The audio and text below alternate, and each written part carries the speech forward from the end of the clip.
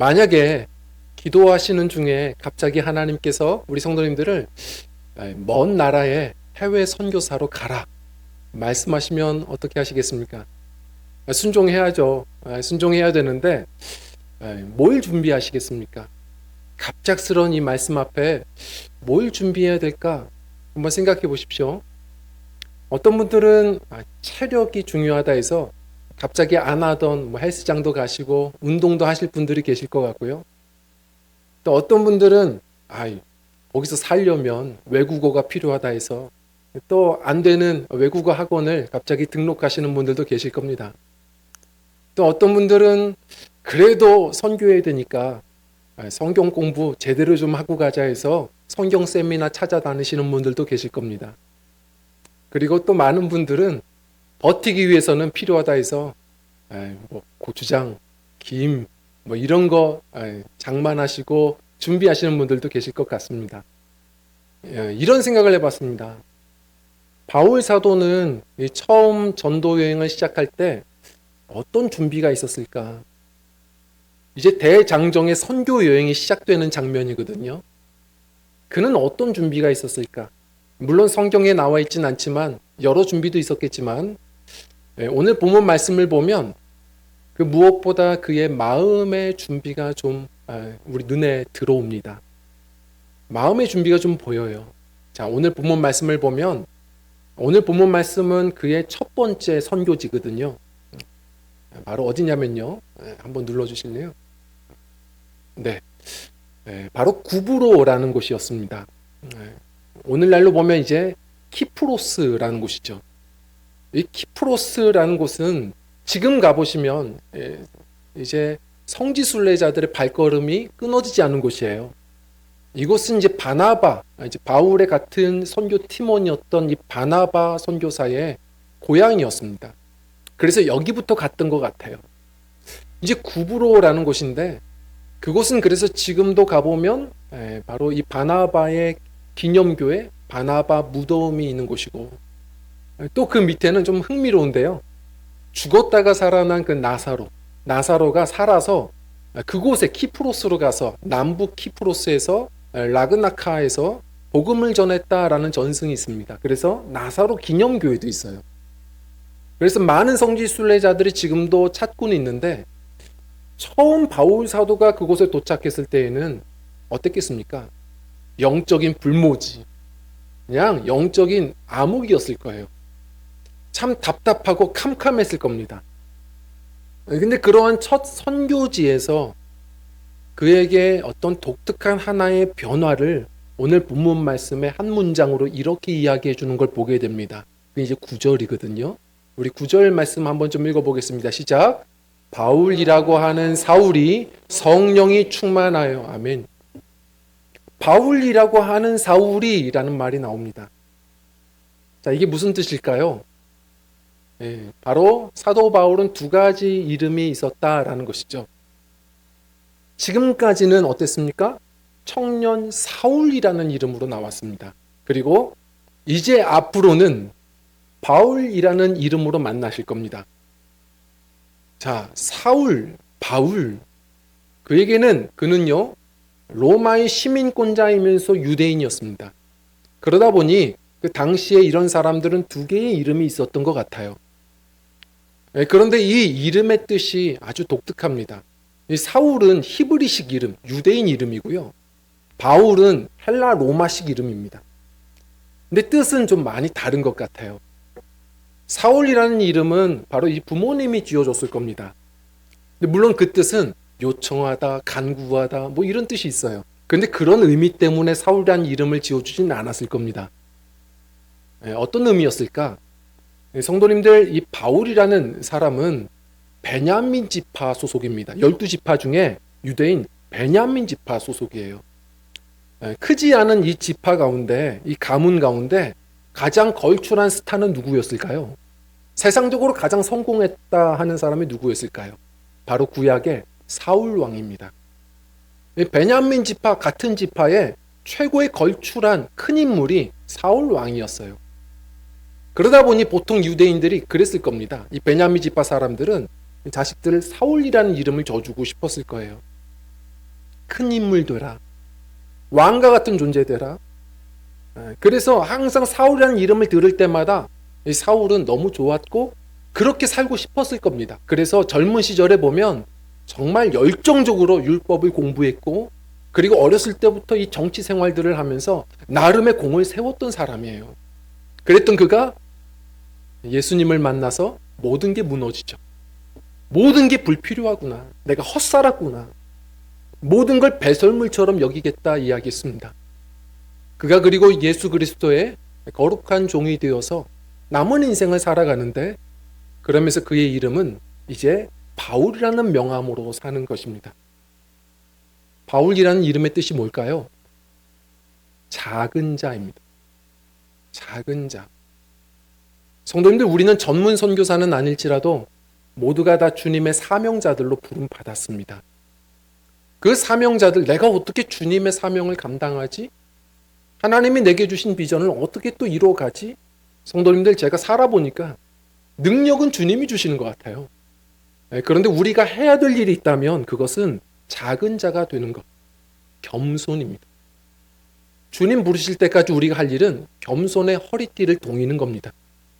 그럴 때 주님이 겸손한 자에게 은혜를 더하시나니 은혜 주셔서 사용하게 하시는 것 같아요. 이제 오늘도 이제 예배 마치면 선교 바자회가 있다고 하는데요. 어제도 아마 분주하셨을 겁니다. 늘 수고하시는 분들 그 손이 바쁘시죠.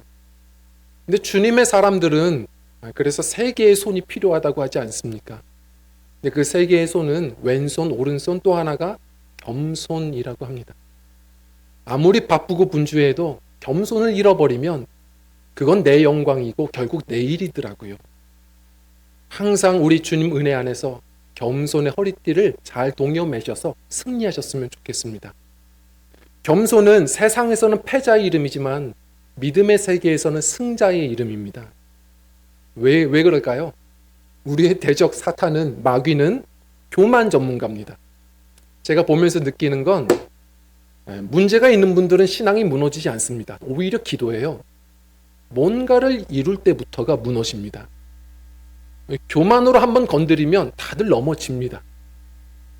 끝까지 겸손의 옷을 잘 입으셔서 우리 날마다 주님 주시는 승리를 경험하며 사시는 우리 겸손한 복음의 일꾼들, 우리 저와 성도님들 되시기를 간절히 축원드립니다. 자, 그렇다면 겸손이 왜 승리의 이름일까? 오늘 한번 좀 살펴보려고 하는데요. 그 첫 번째로요. 우리 한번 읽어보겠습니다. 시작. 겸손은 소통에 이르게 합니다. 아멘. 우리 4절 말씀 읽어보겠습니다. 시작.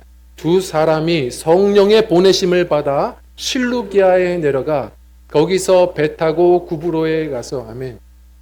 자, 이제 선교가 시작이 됐습니다.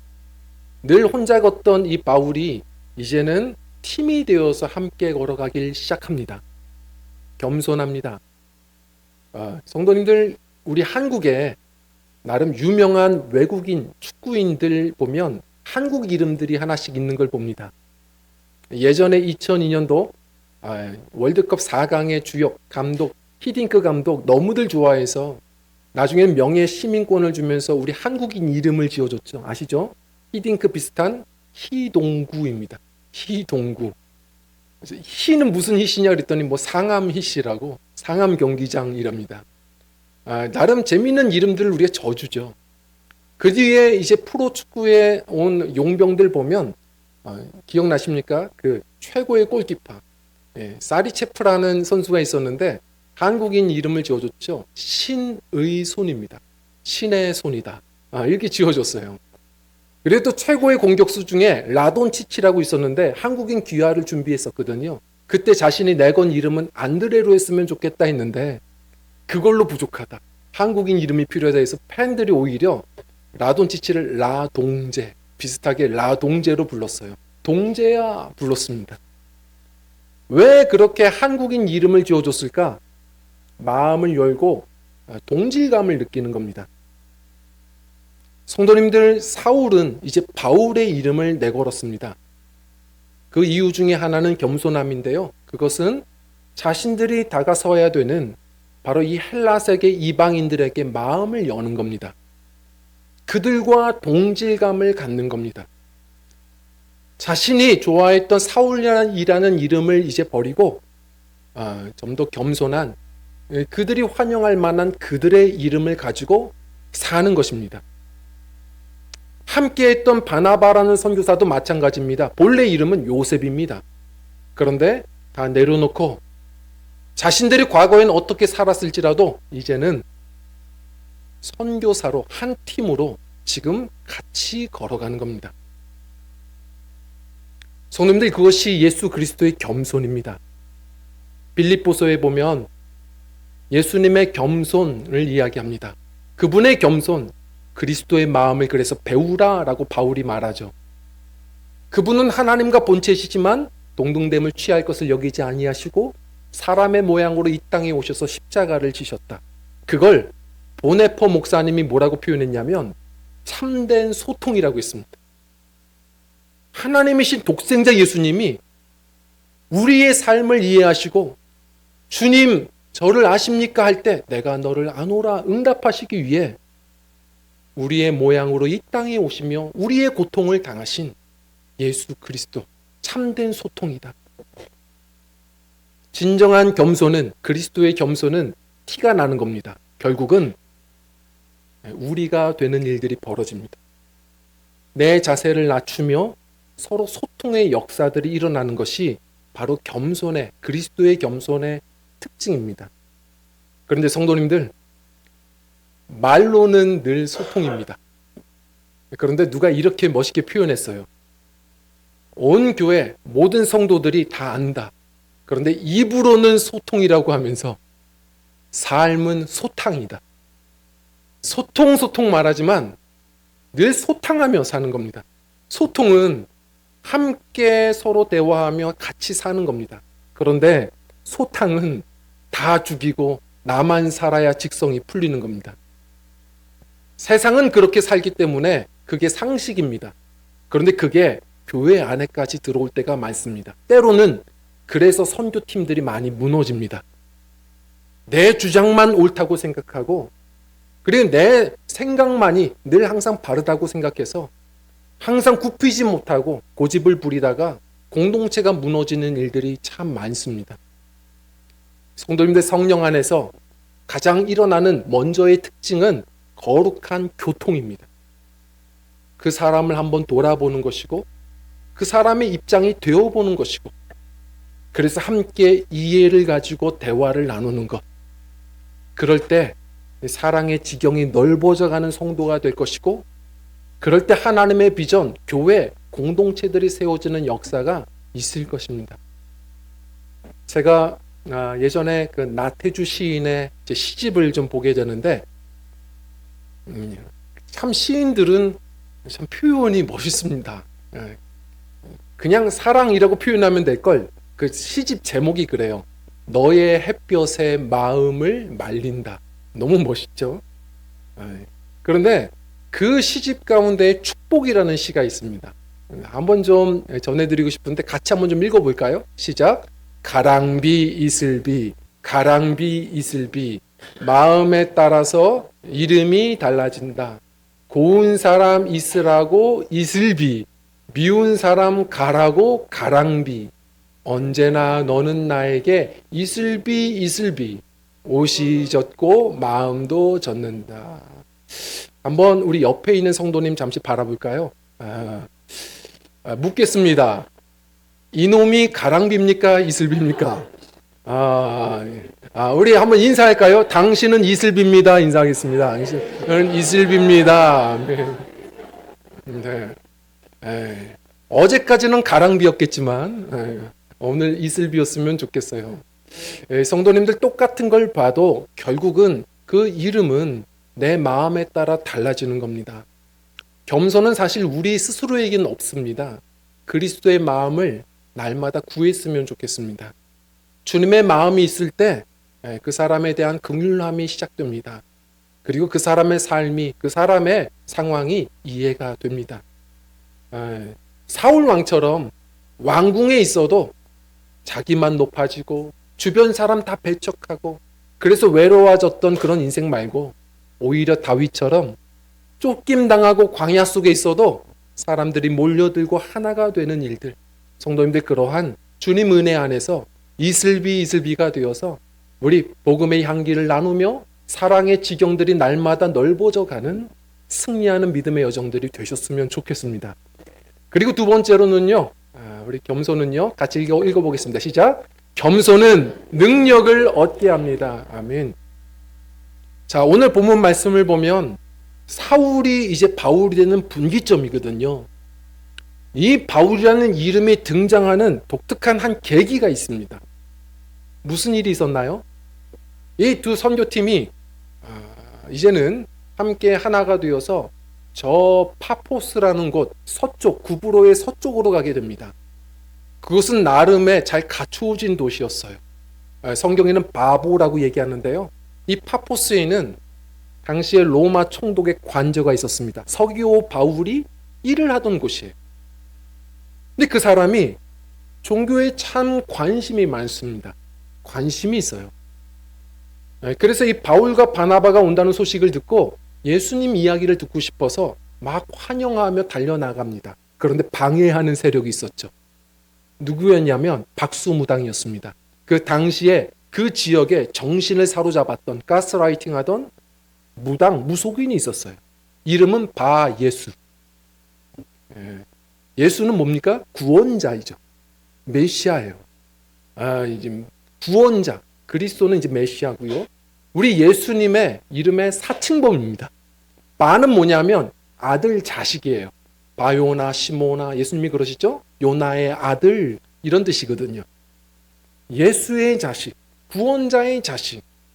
성도님들, 귀신의 영은 그렇게 일합니다. 비슷해 보입니다. 비슷하게 좋은 말 하는 것 같지만 그러면서 영혼을 사로잡습니다. 비슷한 신기한 걸 보여주면서 결국은 그를 흉하게 결박으로 묶어냅니다. 그게 귀신의 역사거든요. 참 흥미롭습니다. 서기오 바울이라는 사람이 그 사람의 소나귀에서 놀고 있는 거예요. 우린 신기하죠? 어떻게 그렇게 지성인이 무속인에게 휘둘릴 수 있을까? 그렇지만 조금만 생각해 보십시오.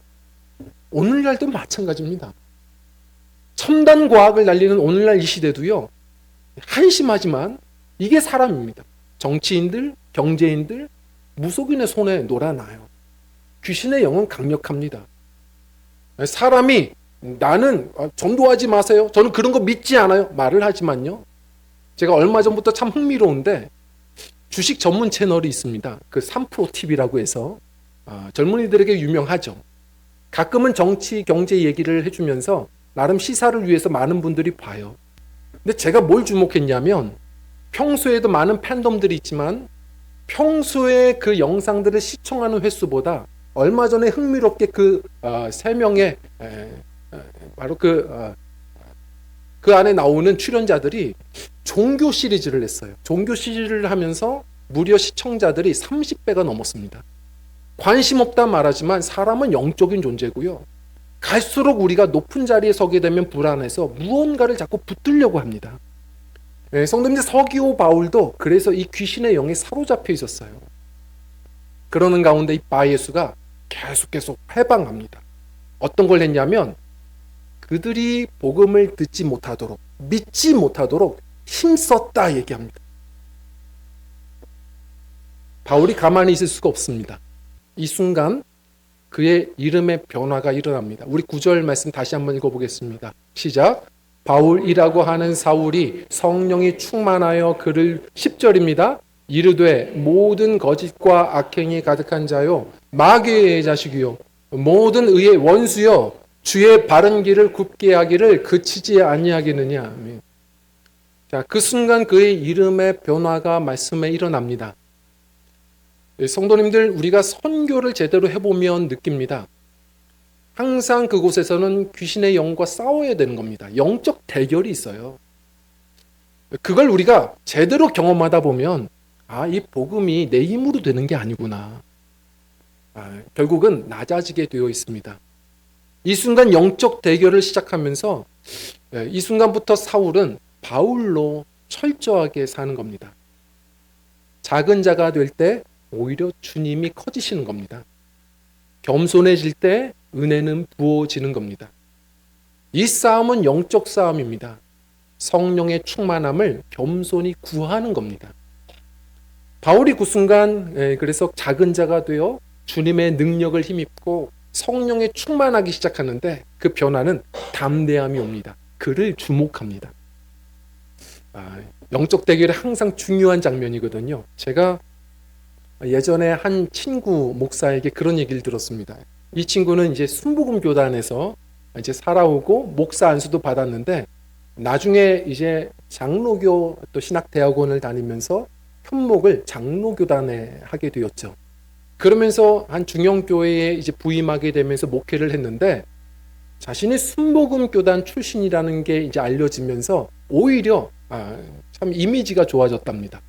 기도하는 목사님, 영성 있는 목회자, 이런 이미지가 같이 생기더래요. 자신은 별로 기도 안 하는데 자꾸 그 영성 있는 목회자 이미지가 세워지더랍니다.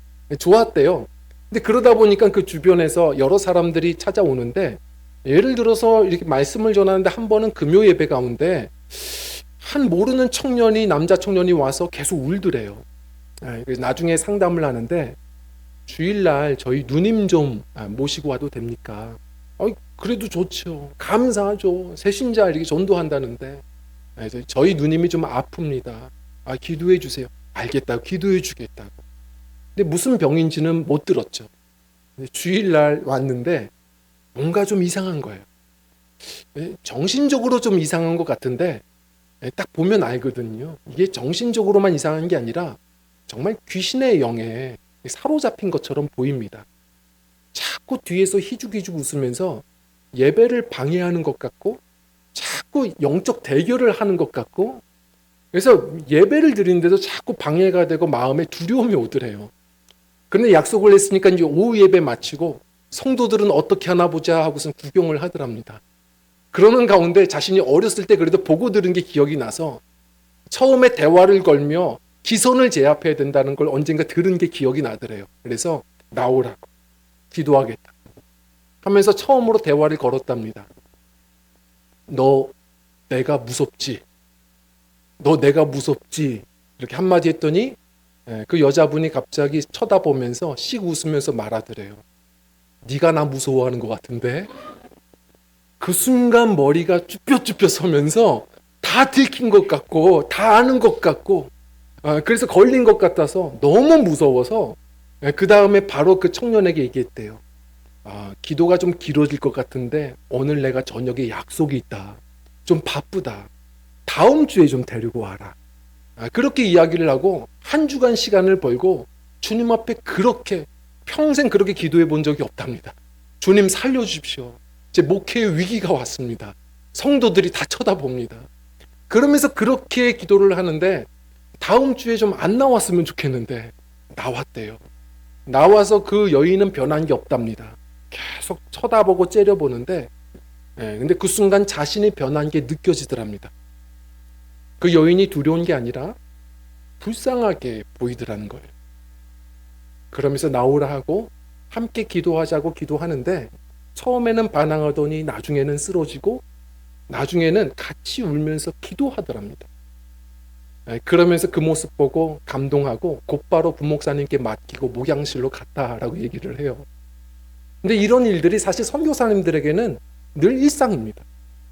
예전에 옥타비아누스 목사님이라고 인도네시아에서 늘 대형 집회를 해오셨는데 그분이 그런 말을 해요. 가는 곳마다 영적 대결, 그곳의 토착신을 자꾸 섬기는 무속인들과의 대결이 늘 있답니다. 어떻게 하냐면 늘 시선을 보면 안다. 내가 준비가 됐는지, 두려운지, 그가 긍휼한지. 성도님들 성령에 늘 충만하셔서 참 귀신의 영이 갈수록 가득한 오늘날 세상 속에서 눈에 보이는 것만 싸우지 마시고 보이지 않는 싸움들이 너무 많습니다. 꼭 무속인들과의 싸움만이 아니고요. 성도님들 우리의 살아가는 삶이 그래요. 갈수록 아니라고 말하지만 어떤 미디어에 중독되어 있고 음란에 중독되어 있고 여러 가지 또한 나쁜 악한 습관들에 중독되어 있고 흉악의 결박이 얼마나 많은지 모릅니다. 귀신이 결국 하고자 하는 것은 뭐냐면 예수님을 믿지 못하게 힘쓰는 겁니다. 자꾸 시선을 돌리게 하고 그런 방황하는 삶으로 나가게 하고 우리 성도님들, 우리 성령에 갈수록 충만하셔서 세월을 낭비하지 마시고, 우리 오히려 피하지 말고, 야고보서에서 뭐라고 합니까? 우리는 약하지만 사탄은 우리 안에 예수님을 두려워해요. 우리 마귀를 대적하라. 그리할 때 너희를 피하리라. 우리 담대하게 바라보시고 대적하셔서, 가만 보니까 성도님들이 감사기도는 하세요. 그리고 간구기도 많이 하시죠. 그런데 성경에서 알려주는 대적기도는 많이 안 하십니다. 우린 약하지만 나사렛 예수의 이름으로 떠나가라. 흉악의 결박은 끊어질지어다. 날마다 선포하셔서 나도 모르게 얽혀있는 어떤 흉악의 결박들, 우리 가정의 흉악의 결박들 늘 끊어내며 복음의 자유를 선언하며 살아내시는 우리 믿음의 사람들, 영적인 우리 전사들, 저와 성도님들의 신앙 여정들이 되셨으면 좋겠습니다. 자, 그리고요, 결국은 그래서 낮아지면 주님의 은혜로, 주님의 능력으로 내가 알지 못하는 승리들이 늘 경험됩니다. 달라져요. 자, 그런데 결국 마지막입니다. 우리 겸손은요, 한번 우리 세 번째 읽어보겠습니다. 시작. 겸손은 영광을 돌리게 합니다. 아멘. 결국 겸손의 결론입니다. 많은 분들이 중간까지만 겸손합니다. 정말 고난이 있고 문제가 있을 때에는 겸손들 하세요. 그래서 겸손해서 주님의 능력으로 열심히 싸우시는 걸 봅니다. 겸손은 주의 능력으로 싸우는 것이지만 결국 주의 영광으로 마치는 것입니다. 항상 이 마지막에서 무너지세요. 한번 솔로몬을 보십시오.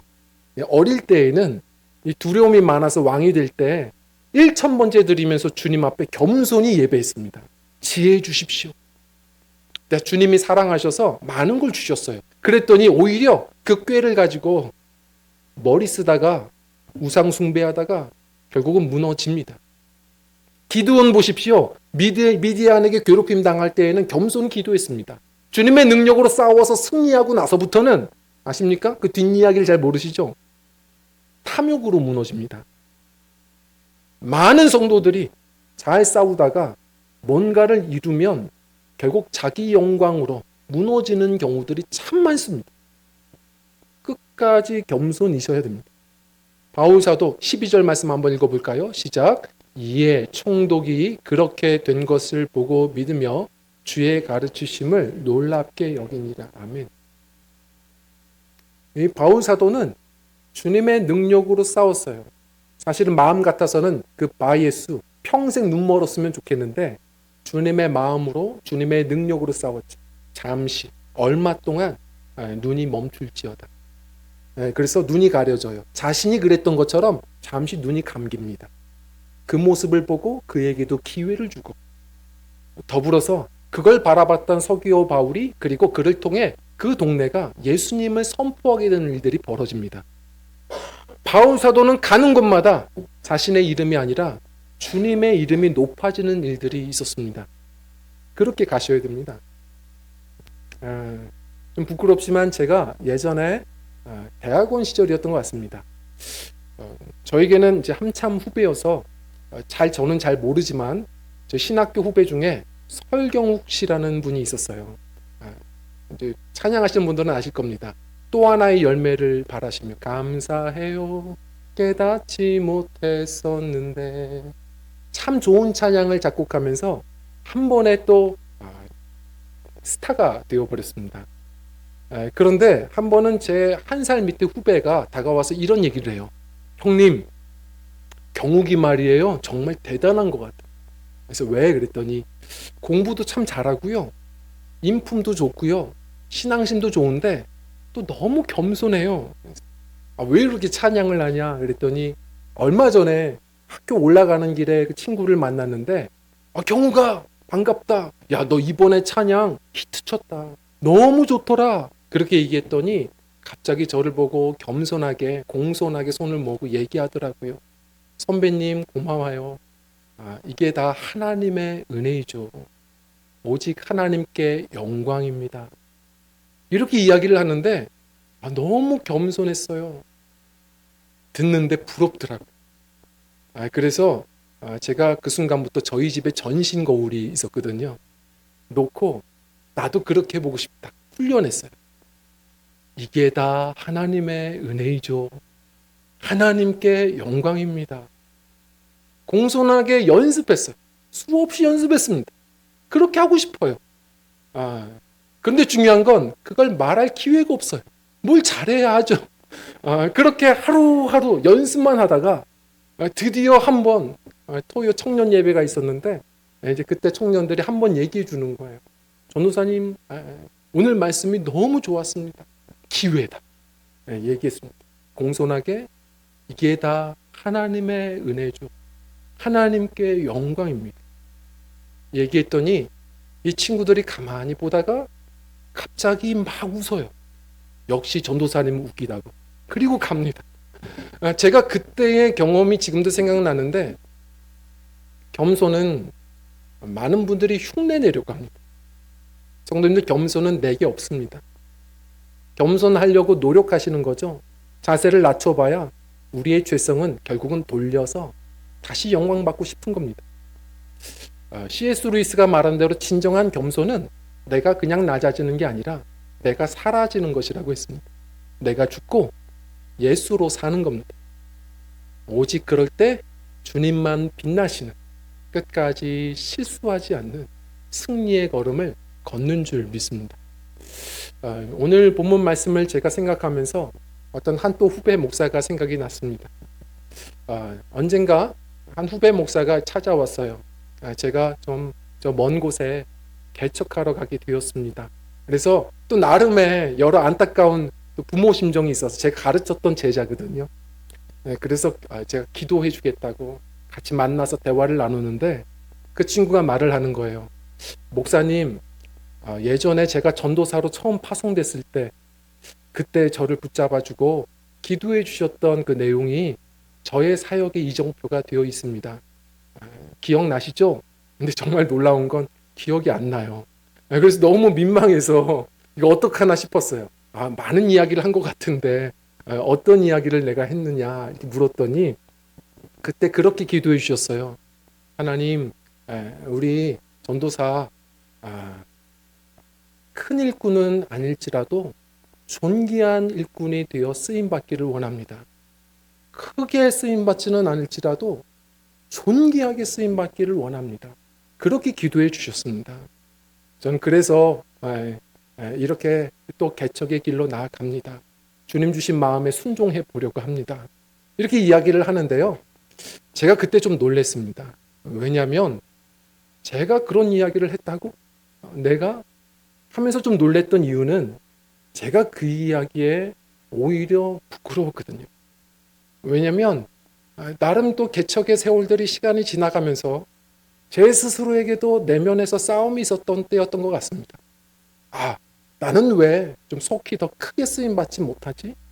이런 생각이 제 안에 꿈틀거리던 때에 오히려 그 전도사님, 기도하는 그 전도사님이 그 시간은 주의 손에 붙들려서 저를 꾸짖게 하시고 깨닫게 하시는 하나님의 도구로 존귀하게 사용해 주시는 것 같았습니다. 제가 느끼는 것은 그런 부분이었습니다. 그렇지. 하나님이 보실 때에는 큰 것 작은 것이 없지. 다 고만고만인데 세월 빠른 인생, 주님의 능하신 손 아래서 겸손한 것, 그럴 때 주님이 붙들어 주시는 것, 때가 되어 높여 주시는 것, 그것이 승리겠구나 하는 새로운 다시 생기는 결심이었던 것 같습니다. 바울 사도의 인생이 그랬습니다. 우리의 신앙의 여정이 이와 마찬가지여야 하는 것 같습니다. 사울이 바울이 되는 과정입니다. 갈수록 더 작아져 가는 겁니다. 바울은 계속해서 더 깊은 바울이 되어져 갔습니다. 성경을 보면 바울이 시대 순서대로 한번 어떤 이야기를 했는지를 요약해 보면 점점 더 작아집니다. 아십니까? 이게 은혜예요. 갈라디아서를 보면요. 갈라디아서는 사실 한 AD 48년경부터 썼을 것이다. 이런 이야기들을 해요. 초기작입니다. 1차 전도 여행을 마치고 이 편지를 쓰면서 이런 이야기를 했죠. 너희들이 좋아하는 저 유명한 사도들, 그들보다 내가 못하지 않다. 그들이 내게 뭐 보태준 게 없다. 그렇게 자기를 변호했던 그 피 끓는 아직까지 그 청춘이 어느 순간 고린도전서 그 후기를 보면 내가 사도들 중에 가장 작은 자다라고 얘기합니다. 그리고 나서 나중에 복음을 전하다가 감옥에 갇혀 있을 때 옥중서신 에베소서를 쓰죠. 그때는 뭐라고 말했죠? 사도가 아닙니다. 모든 성도 중에 지극히 작은 자보다 내가 더 작다. 나중에 죽기 전에 유언장처럼 썼던 디모데 전후서를 보면 나는 죄인 중에 괴수다. 갈수록 더 작아지는 우리 믿음들이 되셔서 우리 성도님들 주님께서 더 갈수록 높아지시기를, 주님께서 더 존귀하게 사용해 주시기를, 겸손한 일꾼이 되어서 주님께서 존귀히 쓰시는 성도의 여정이요 귀한 우리 교회의 발걸음이 되기를 주의 이름으로 간절히 축원드립니다. 우리 함께 찬양하고 기도하는 시간을 갖겠습니다.